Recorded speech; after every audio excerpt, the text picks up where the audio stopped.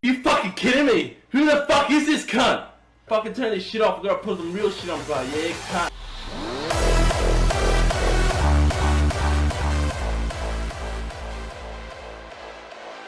Вы на канале Bodytech. Этот фильм был сделан для всех покровителей эстетики и ценителей творческого потенциала.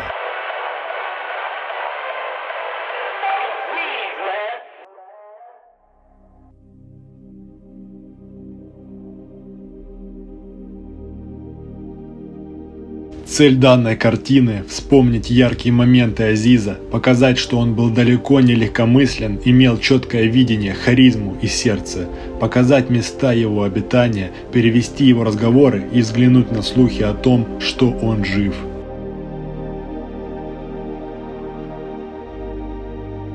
Основная часть фильма – это переводы речей Саида, Зиза и его последователей. Включайте максимальное качество, мы начинаем.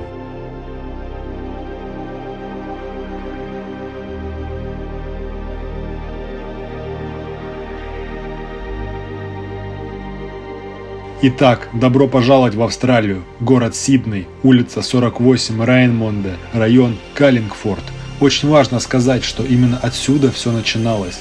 Дом был в продаже, и располагая я такой суммой, не имея визы и гражданства Австралии, все равно купил бы этот дом.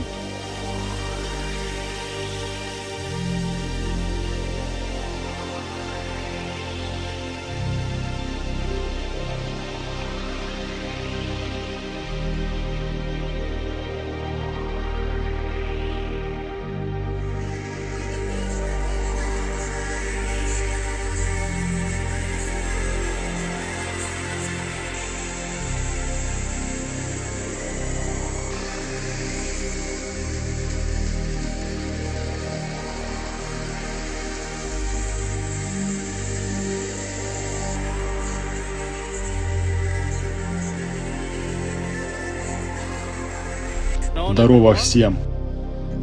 Добро пожаловать в прекрасный солнечный Сидней. В среду после полудня. Мы сейчас занимаемся кардио. Немного поздно проснулся сегодня. Вот так вот, делаю свое 30-минутное кардио, ребят. Даже моя тень массивная. Я делаю 30-минутное кардио, так что мне очень скучно сейчас. Я ненавижу кардио. Так что, ребята, если есть вопросы, пишите своему чуваку сюда. Все, что хотите, спрашивайте. Ну, просто забивайте мне мозг. Сейчас хорошее время. Так что пишите любые вопросы сюда. Не будьте дрыщами, идите тренируйтесь. Зацените, какой крутой день. Смотрите, ребята, какой у меня лук. Сегодня весь в розовом. Ну все, давайте.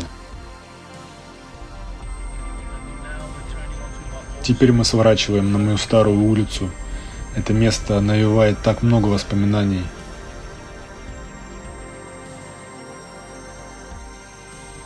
Ну что, ребята, готовы к Дому богов, с чего все началось? Вот она.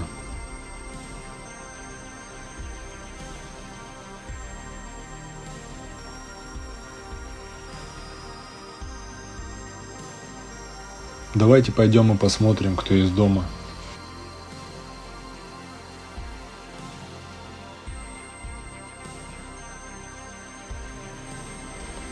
Нет слов. Тот же самый стол.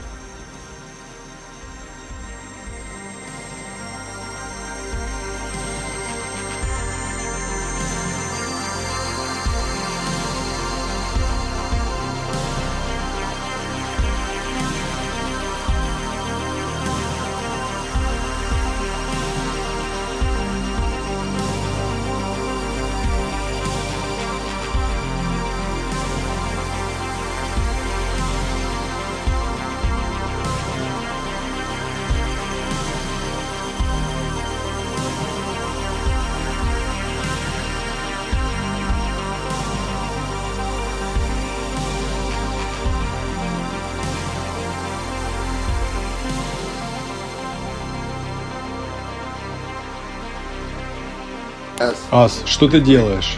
Я смеюсь. Где ты смеешься? Не плачь, в чем дело? Слышь, в чем дело, скажи. Да иди ты. Поговори со мной, чувак, я тут для тебя. No, don't. What's wrong? Ты знаешь, чувак. Talk to me. Just feels like...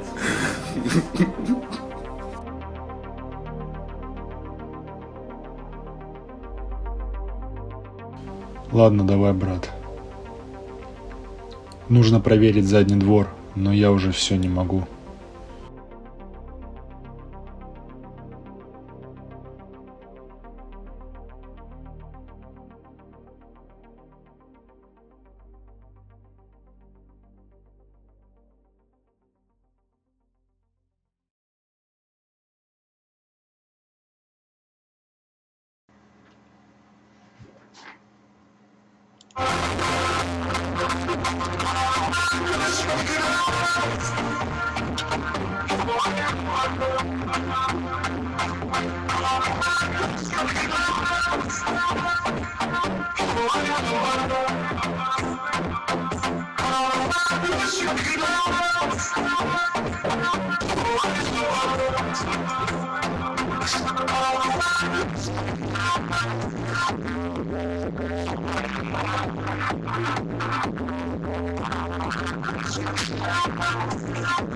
Why do you want the music off, bro? You gotta start dancing. Come on, bro. Get into it. You mad? Ты восхищен? I can't show my Я не могу house. показать свой дом. Это веб-камера. This is where I smash bitches. Вот где мы шлепаем сучек. Some Gold's Gym Вот sticker. наклейка Gold Gym. This is Это то, что сделает тебя пропорциональным, рельефным. А вот картина с горы Олимп. где я родился.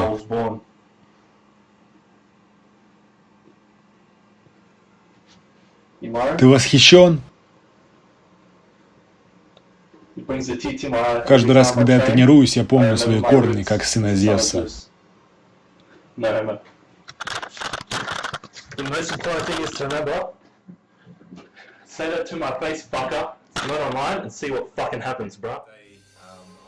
Короче, однажды я был в клубе на Оксфорд-стрит, и после моего танца он подошел ко мне и был просто удивлен. Он говорил, что это впечатлило его, и с этого момента мы познакомились. И по-настоящему близко, с ним очень быстро стали больше, чем друзьями. Он был похож на моего потерянного брата или что-то типа вроде того. На одном фестивале он остановился посередине моста, снял свою одежду и начал просто идти в своих трусах Calvin Klein. Все девушки смотрели и говорили что-то вслед, типа «мужикам это вообще не понравилось», а он сказал мне: «Если ты будешь обращать внимание на все эти мнения, ты вообще никуда можешь не выходить». Он был мне как брат, моим наставником. Он рассказывал мне все, что знал об этом мире. Я живу с этим. Следи за тем, чтобы каждый второй из моих лучших друзей был с моими братьями и моей семьей. Если бы его не было, я не был тем, кто я есть на самом деле сейчас. И у меня бы не было всего того, что я имею сейчас. Он учил меня не упускать тот единственный шанс, который нам дала эта жизнь. Что каждая секунда на счету. Я буду все тратить на своих близких только потому, что Аз научил меня этому. Он сказал мне, что я должен уважать свой шанс жить. Он был моим наставником, моим братом. Он был очень харизматичный, достаточно высокий уровень харизмы. Это было совершенно несравнимо ни с кем из того, кого я вообще в жизни своей встречал. И многие, смотря на его видео, хотели бы быть рядом с ним. Это другой уровень, ребят. Если у вас есть брат или сестра, всегда будет какое-то соперничество между вами, и это может создавать определенные сложности. Первый фестиваль, который приходит мне на ум, это Sensation 2008, где как раз, как потом повелось, мы тягались, кто придет более рельефным.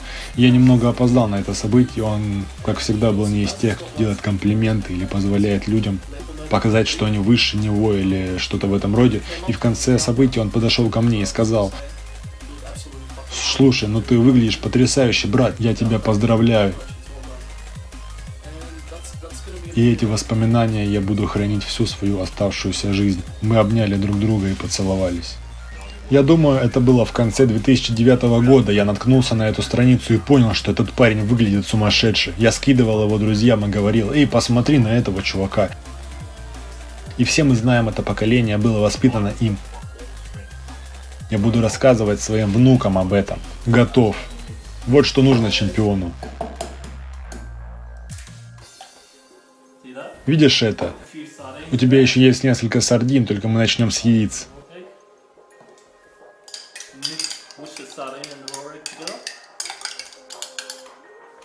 Видишь это? Это прекрасно. Твой творог, кажется, пропал. Принеси творог.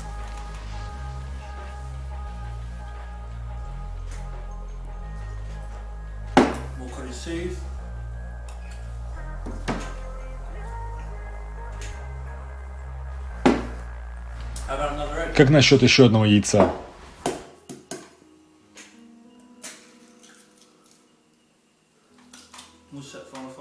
Хочешь тоже немного? Ё-моё.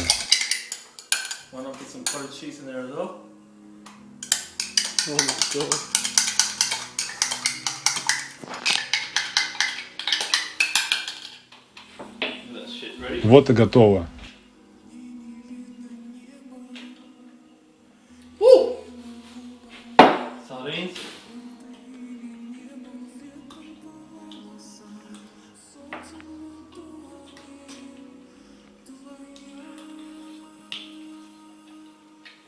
Спасибо, братан.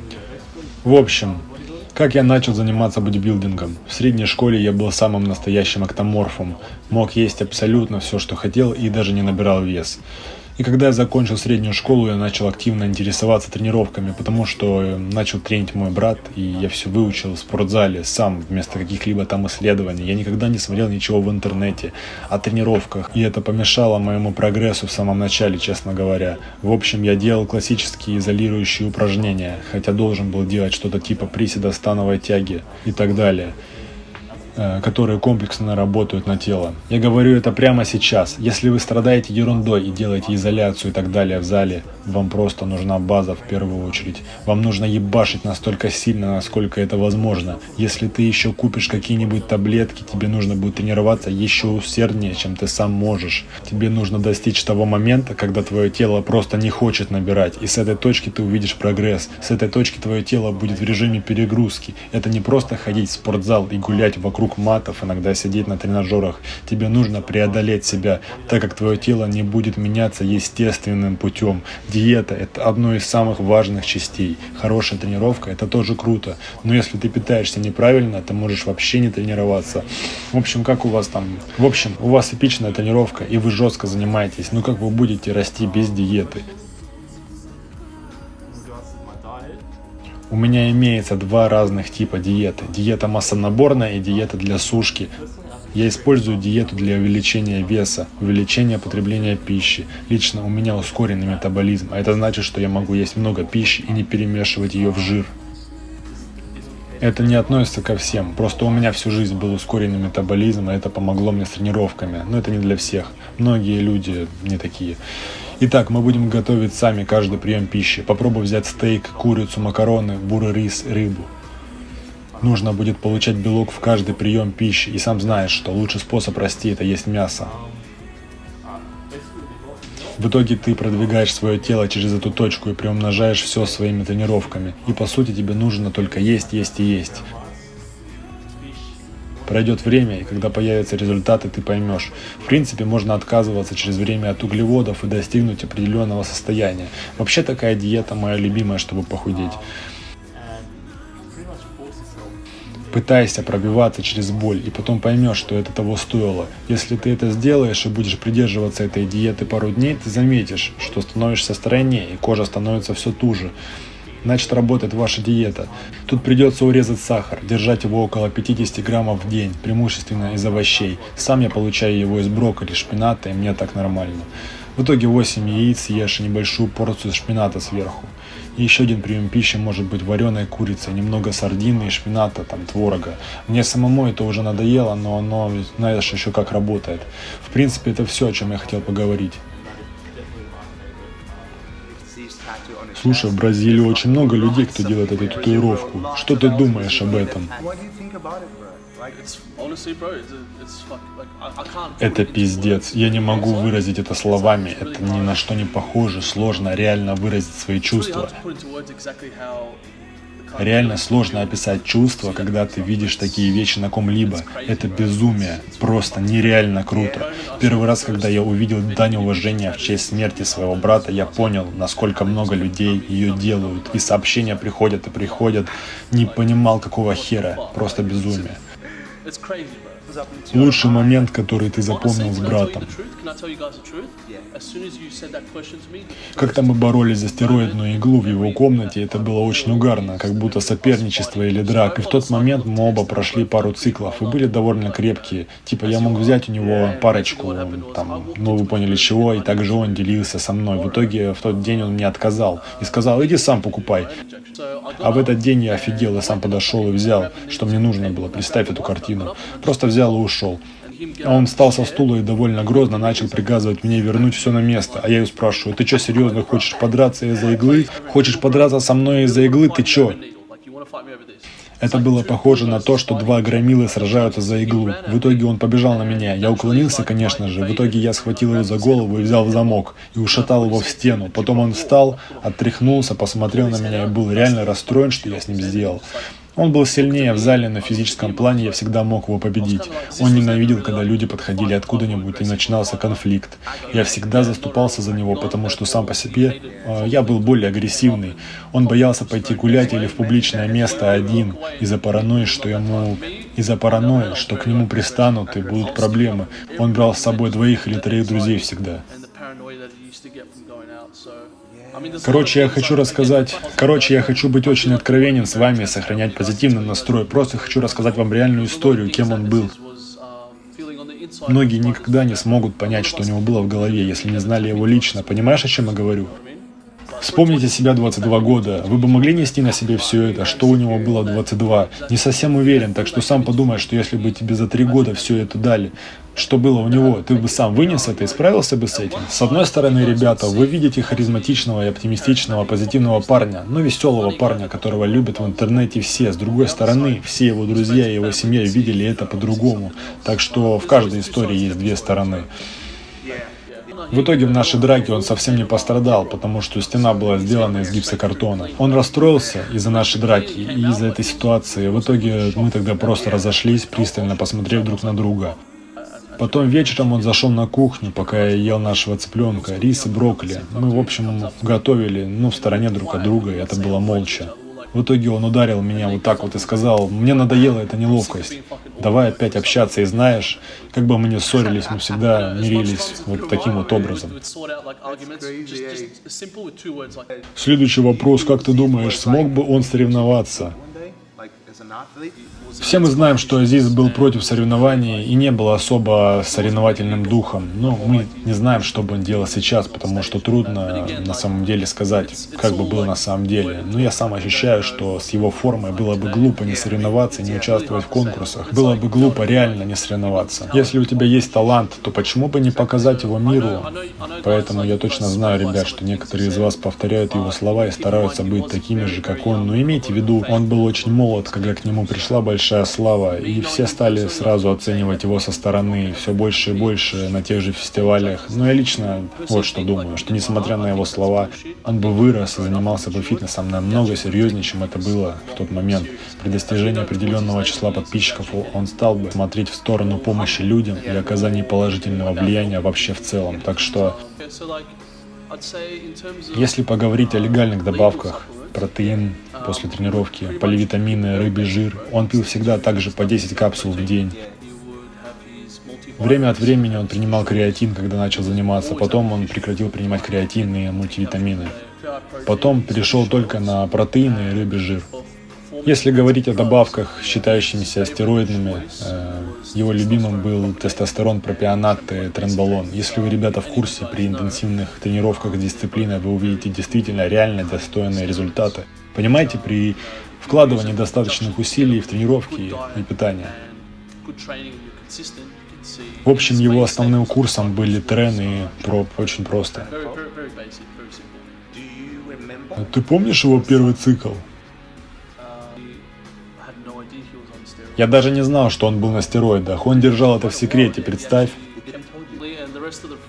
Он набирал просто безобразно, по полкило на протяжении недели. И вообще на курсе ты можешь набирать что-то около полукила или кила, но в целом до 2 кило в неделю, если твой цикл идет до 2 недель. В общем, он быстро набирал килограммы каждую неделю. Просто смеялся над нами и говорил, что он натурал. Он прыгал на весы и Удивительно, что он был тем, кто показал мне стероиды и это все, хотя вокруг все думают, что старший брат начал первый. Забавно, что он это все скрывал очень долго. Он регулярно прыгал на весы и говорил: смотри, чувак, я убийственно расту, на следующей неделе я смотрю, а он уже на 2 кило тяжелее, потом на 3, он прибавляет и просто смеется над всеми вокруг и еще говорит, что мы не выкладываемся как положено. Я не понимал, почему. Он ест как лошадь и все прибавляет и прибавляет. Как-то я зашел к нему в комнату и посмотрел, как его приятель колет его, и сразу сказал ему: ты лживый мешок дерьма, я так и знал, что ты на стероидах, как ты мог? А он ржал со словами: неужели ты додумался наконец? Потом он начал обучать меня всему в этой теме, и он был именно тем, кто втянул меня во все это. В общем, наши цели были достигнуты. В принципе, мы не хотели быть как монстры, а хотели просто быть эстетичными и иметь нормальное, приличное тело, на которое можно взглянуть и сказать всем вокруг: эй, я усердно работал, вот посмотри давай. Но, как всегда выходит, мы увидели рост и захотели больше и больше. И мы всегда хотели сделать что-то с бодибилдингом и иметь пропорциональное телосложение, всестороннюю эстетику, хотели быть просто привлекательными и коренастыми. Но здесь это тот, кто за 3 гребаных года набрал очень много, и все это уважают.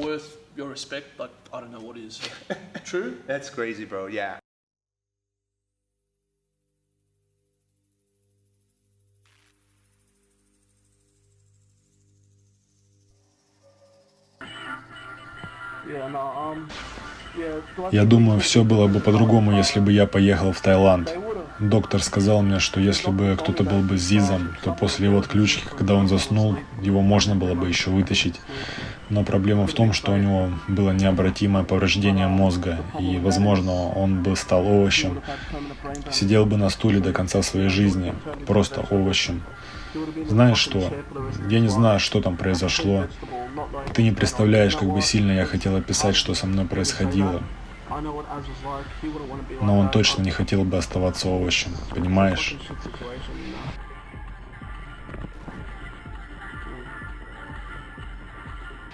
Я включил музыку, извините. В принципе, я повторю еще раз, слишком много о смерти. Доктор сказал, что в момент смерти, если бы кто-то был рядом, он бы понял, что это не просто сон, и его можно было бы спасти. Но дело в том, что если ты мертв, даже на 5 минут можно получить такую травму мозга, что уже ничего не поможет вернуться к прежней жизни. И он был бы овощем, не смог бы завести семью и найти работу. Он не мог бы так прожить свою жизнь. И оказавшись я в таком положении, я предпочел бы уйти, чтобы понравиться тёлкам. Вообще, я думаю над тем, что люди должны проявлять некоторое уважение ко мне и моей семье, потому что он умер. Я видел его в гробу, я видел его собственными глазами, в могиле, понимаете? Я поцеловал его в лоб, он лежал одетый в костюм, я видел его там, понимаете? Потом мне пришлось похоронить своего брата. Так что, люди, перестаньте заниматься теориями заговора. Это все просто печальный чувак. Он остался в истории, он исчез. По сей день я думаю, что что-то случилось все-таки в Таиланде, чувак. Совершенно случайно. Ни один здоровый 22-летний мужик не умирает просто так во сне. Может быть, кто-то дал ему некачественные наркотики, может быть, кто-то ограбил его. И я чувствую, я знаю, что что-то не сходится все это, что-то не так, понимаешь, что я имею в виду. Я отказываюсь принимать тот факт, что он умер во сне. Отказываюсь принимать это. Знаете, почему я не поехал в Таиланд? Не хотел ехать. Он сказал, что поедет с кем-то, но на самом деле он поехал один. Он поехал один, и никто не знал об этом. Он не был в сауне в тот момент. Тогда он был в массажном салоне и ждал массажа ног. Он сказал девушке, что будет спать. Просто лег на диван и уже не проснулся. Просто вот так вот умер во сне. Был токсикологический отчет, но не мне говорить, что было в системе. Чисто из-за уважения к моей семье и к моему достоинству. Татуировка в честь Зиза – это самая красивая татуировка на свете. И это и есть настоящее братство. Ты не найдешь таких людей в жизни. Я сделаю все ради него, хоть мы и ссорились достаточно часто. Спорили по поводу эстетики друг друга. Раньше он ненавидел людей, но он преуспел в привлечении внимания. Привет, ребята. Мы в Бангкоке в отеле Иван. Это было одно из последних мест, где был ЗИС. Здесь бассейн, вот смотрите.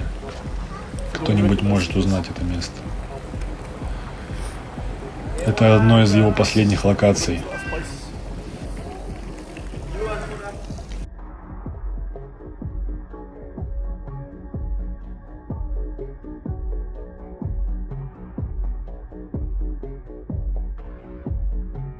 Так, ребят, давайте переключимся. Остановимся на ролике, где пользователь под именем Is This Alive показывает нам съемку, вероятно, на телефон, где 4 мая 2012 года кто-то из участников фестиваля похожим образом кайфует в толпе, и он явно имеет сходство во внешности с Азизом. Сам же пользователь уверяет нас, что он верит в смерть Аза на 70%, но есть надежда, что он жив.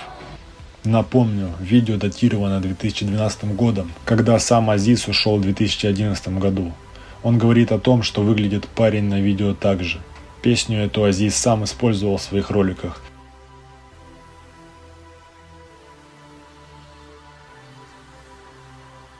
Кто-то может подумать, что это старая запись фестиваля, и на видео на самом деле безоговорочно именно Азиз со своим братом. Но наш автор уверяет, что провел исследование, и это видео точно относится к Cosmic Gate Festival в Мельбурне, Австралия, и он проводился 4 мая 2012 года. Дальше мы видим сравнение с другими роликами этого события и демонстрирование ракурсов, что это точно относится к 2012 году.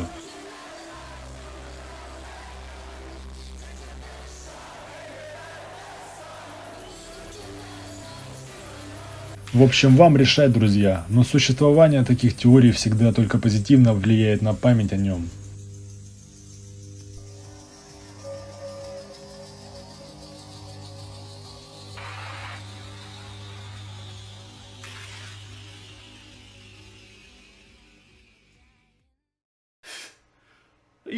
Ты что, издеваешься надо мной? Кто это такая? Вырубай это. У нас есть кое-что настоящее, братан. И ты не сможешь, потому что мы те самые, смотри.